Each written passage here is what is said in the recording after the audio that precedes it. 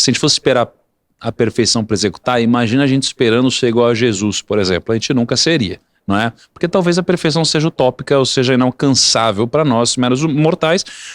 E aí tem uma passagem interessante que é sobre o livro de Josué, que eu acho muito legal, porque imagina Josué assumindo a posição de Moisés. Pô, Moisés era o maior líder ali, né, naquele momento, né, liderou milhões ali, etc.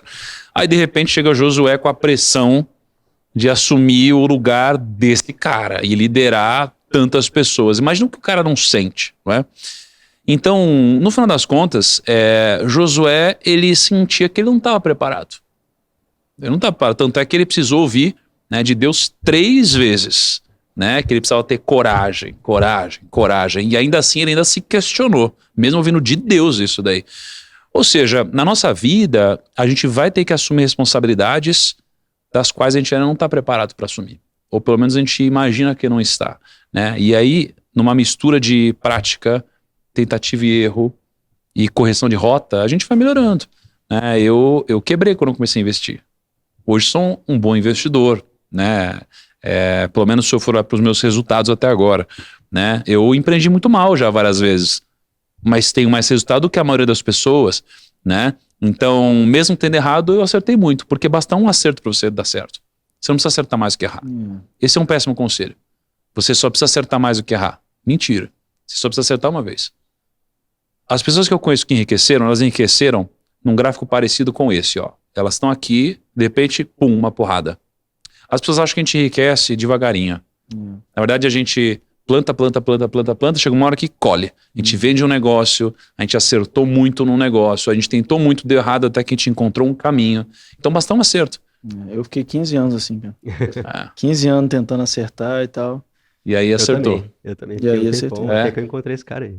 Aí, ó. Aí acertei. E é uma pessoa que pode mudar essa história. É louco isso daí. Você falou, cara. Que doido, E velho. plantando, eu conheci o Elias e colhi. Não vamos falar nada não, mano. Vamos deixar ele falar aqui. Você acredita que você foi doutrinado assim, mano, pela sua família? Tipo, como é que sua família lidar com dinheiro, essas coisas assim? Igual eu tô te falando, eu fui doutrinado assim. Pai motorista de ônibus, minha mãe doméstica e tal. Tipo, meu filho, você tem que fazer seu pezinho de meia, sabe esse ditado? Tipo, fazer seu pezinho de meia. Eu fui criado assim, ó, o homem tem que ter casa, carro e um dinheirinho no bolso, sacou? Casa, carro e um dinheiro no bolso, é isso? É isso que eu fui doutrinado. Meu pai é motorista de um ônibus, imagina. Criou 5 filhos, né, com esse salário assim. Meus irmãos tudo barbeiro, praticamente. E como é que foi a sua doutrina com relação a dinheiro? Como é que sua família lidar com isso? Só uma coisa interessante, você falou casa, carro e um dinheiro no bolso, né? Pô, os judeus, né, tem a Talmud, né, que é uma coletânea e tal, é muito interessante. E na Talmud diz que você deve ter o seu capital em 3 partes. Em terras, casa, em posses, o dinheirinho no bolso, mas tem uma diferença do que você falou, eles falam em negócios.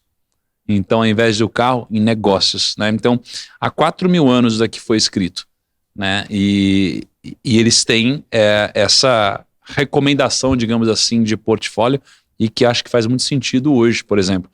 É o que eu passaria adiante para os meus filhos hoje, né? Negócios, terras e posses, ou seja, dinheiro líquido, dinheiro que você pode mover rápido, só que misturando investimentos locais e investimentos internacionais, né?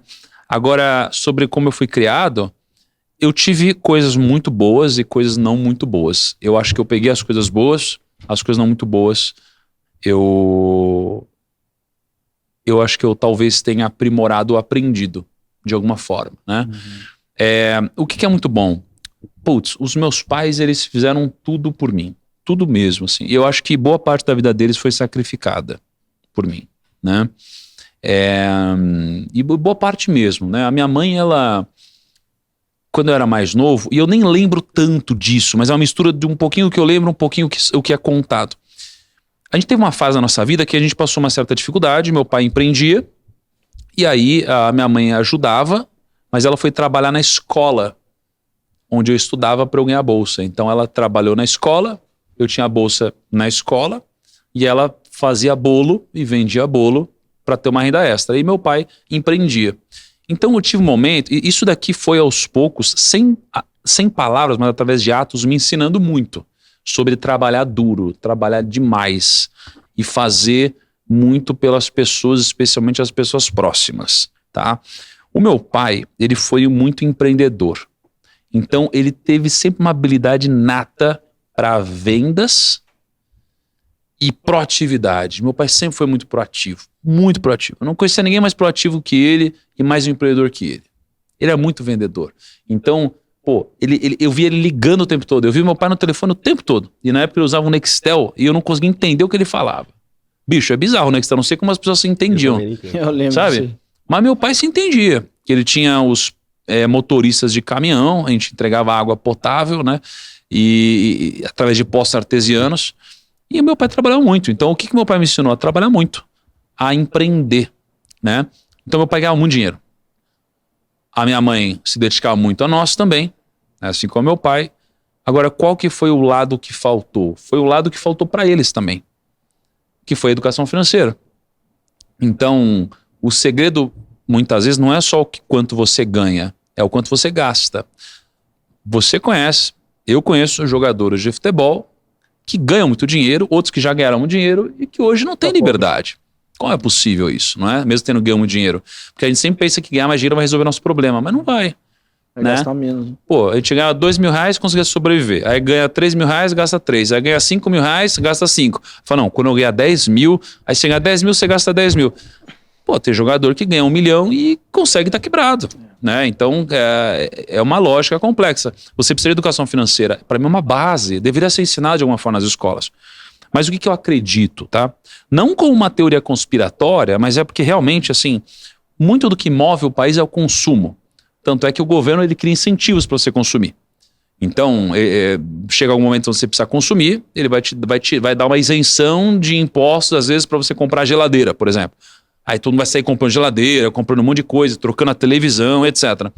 Isso aqui move o PIB, porque você consome, se você consome, a empresa vende, se a empresa vende, a empresa contrata, se a empresa contrata, você tem gente sendo empregada, gente sendo empregada, a gente gasta mais dinheiro. Então você tem um incentivo ao consumo natural. Tá? Só que o consumo natural e desenfreado vai gerar dívida. E se vai gerar dívida, no final das contas, o dinheiro vai acabar parando na mão de quem empresta. E aí você vê os bancos, cara, tendo lucros bilionários. E a culpa não é deles. Os bancos estão, muitas vezes, corretos. Tirando as sacanagens que são feitas, estão corretos, né? Porque tem pessoas que precisam de dinheiro. Então, no final das contas, o que faltou um pouco? Educação financeira, né?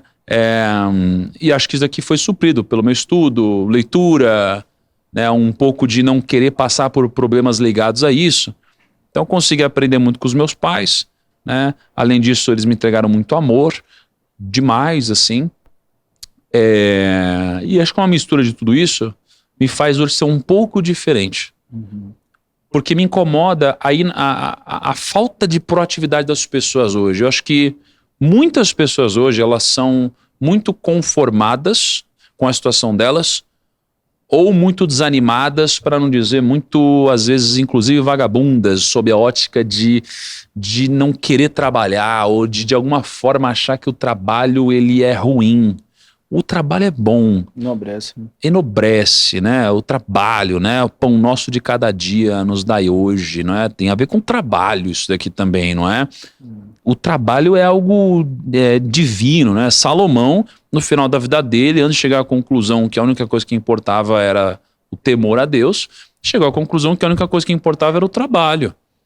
Né? Então ele foi tentando experimentar várias coisas da vida. A última coisa que ele concluiu foi: o que importa é o trabalho, é isso que dá sentido à minha vida. Aí depois disso ele viu, nem isso faz sentido, o que faz sentido é o temor a Deus, mas antes foi o trabalho, porque o trabalho tem a ver com você multiplicar o que você tem aqui dentro, a sua essência, é o que te dá sentido, é o que você vai fazer com o outro, não é?